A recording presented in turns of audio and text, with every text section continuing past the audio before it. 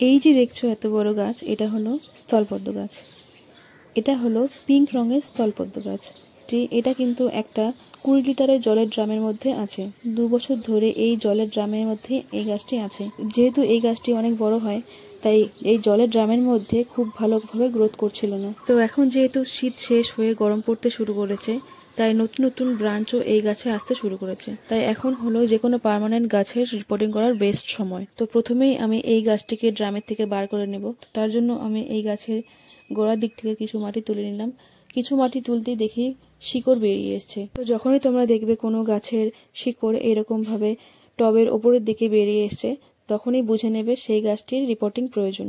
তো তারপর আমি এই ড্রাম থেকে বার করে নিলাম। তো দেখো কত শিকড় হয়েছে। তো শিকড়গুলিকে আমি কাটবো না, এইভাবেই আমি মাটিতে পুঁতে দেবো। তো তারপর গাছটিকে নিয়ে চলে গেলাম নিচে নিয়ে গিয়ে মাটিতে অল্প গর্ত করে আমি গাছটিকে বসিয়ে দিলাম। তো গাছটিকে ভালোভাবে বসিয়ে দিয়ে আমি ভালোভাবে জল দিয়ে দিলাম।